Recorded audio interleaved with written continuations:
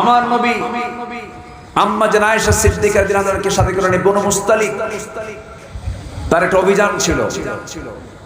সেই অভিযান থেকে আমার নবীজি ফিরে আসতেছিলেন মদিনার দিকে। আমার নবীর সফর সঙ্গে ছিলেন সেদিন সাহাবীর পাশাপাশি আম্মা জান আয়েশা সিদ্দিকা রাদিয়াল্লাহু আনহা তিনি নিজেও ছিলেন। তিনি ছিলেন একটা উটনির পিঠে হাওদার ভিতরে। নবীজি ফিরে আসবেন, এক সাহাবীকে ডাক দিয়ে বলেন, শোনো আমরা তো অনেক সংখ্যায়, যদি দুই একজন বাদ পড়ে যায় ছুটে যায় সবার পিছে পিছে তুমি আসবা, বাদ পড়ে যাওয়া সাহাবীকে তুমি সঙ্গে করে নিয়ে মদিনায় চলে আসবা। বাদ কেউ পড়ে নাই, বাদ পড়েছেন আম্মা জান আয়েশা সিদ্দিকা রাদিয়াল্লাহু আনহা। কি একটা বিপদ, একটু শোনেন মনোযোগ দিয়ে। আমার নবীজির জীবনের বিপদ থেকে আমাদের শিক্ষা আছে না নাই? আসতে বলবেন না, আছে না নাই? আমার নবীজি সেই ঘটনায় আম্মা জান আয়েশা বাদ পড়লেন কেমনে, তিনি উটের পিঠ থেকে নামলেন, বললেন হাওদা থেকে আমাকে নামায় দাও, আমাকে প্রকৃতির কাজ সারতে হবে। উনি শৌচ কার্য করার জন্য আড়ালে চলে গেলেন।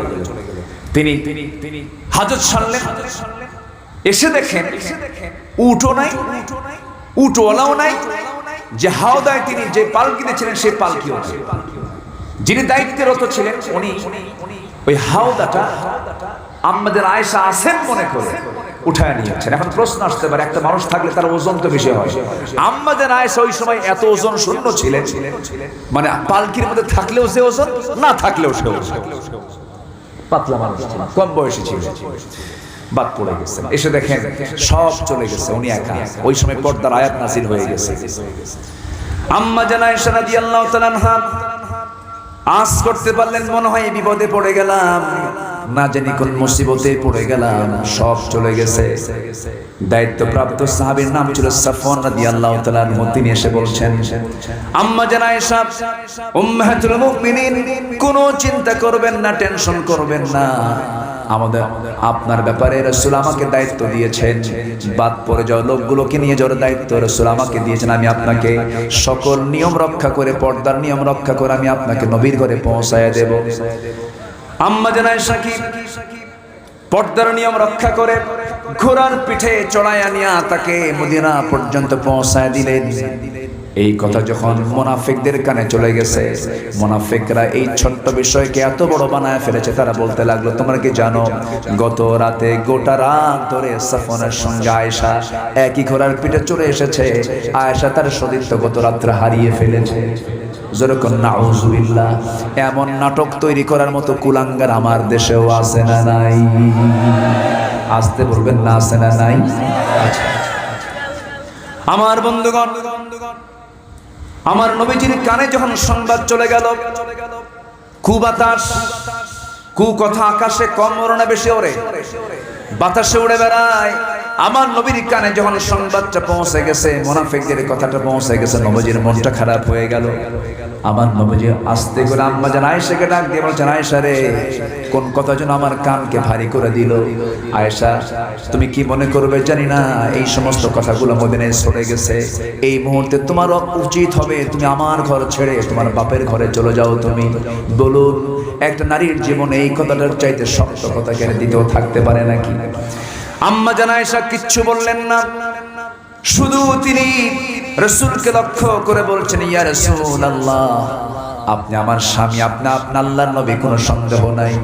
আপনি আমাকে অর্ডার করছেন, আমি চলে যাচ্ছি আমার বাবার বাড়ি। তবে একটা কথা আমি আপনাকে জানায় দিতে চাই, আমার বিয়ের পয়গাম কিন্তু দুনিয়ার কেউ দেয় নাই। আমার বিয়ের ফয়সালা হয়েছে আল্লাহর আরশ থেকে। আমি আরশ আজিমের মালিকের কাছে পানাহা চাইলাম, আশ্রয় চাইলাম। এই কথা বলে তিনি তার বাবার বাড়ির দিকে রওনা দিলেন, চলে গেলেন। নবীজিরও ঘুম হয় না, রাতের বেলা ঘুমাতে যান, হাতটা আগায় দেন। আয়েশা বুঝি আছে রে, ঘুমাতে যান। আয়েশা যখন পান না রাসূল, তার বুকটা খান খান হয়ে যায়, রাসূলকে দেখে বালিশ ভিজে যায়। ওইদিকে আম্মা জান আয়েশা সেজদায় পড়ে পড়ে কাঁদতে কাঁদতে যায়, নামাজ ভিজে যায়। নবীও কাঁদেন, আয়েশাও কাঁদেন,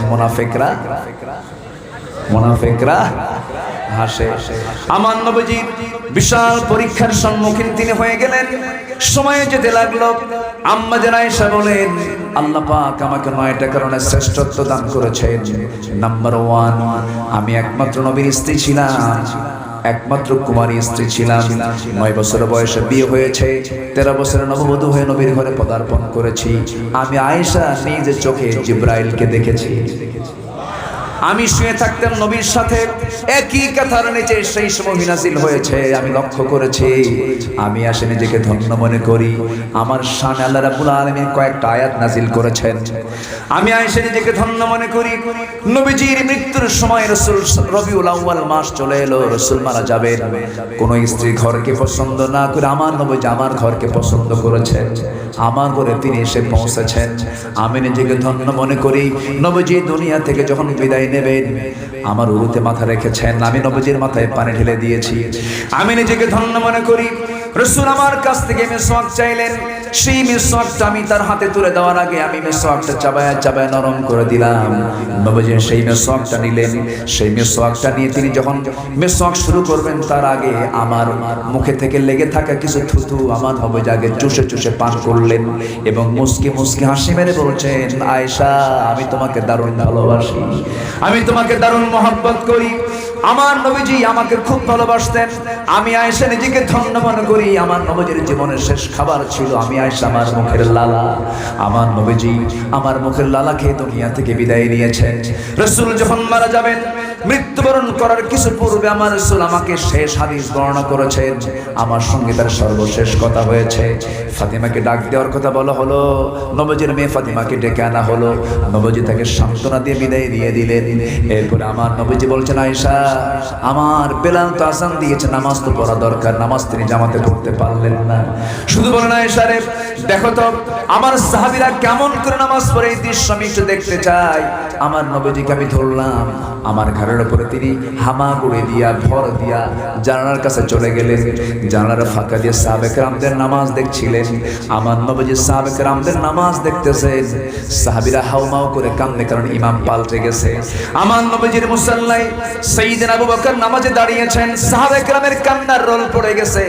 আমার নবীও কান্দেন, সাহাবীরাও কান্দে। আম্মা জান আয়েশা বলছেন, ইয়া রাসূলুল্লাহ সাহাবীদের নামাজ দেখে আপনি কাঁদেন কেন? তো কান্নার সংবাদ নয়, দুঃখের সংবাদ নয়। রাসূল বলছেন, আয়েশা রে তুমি কি জানো এই নামাজ কায়েমের সংগ্রাম করতে গিয়া উহুদের ময়দানে আমার কোমর কুজা হয়ে গেছে।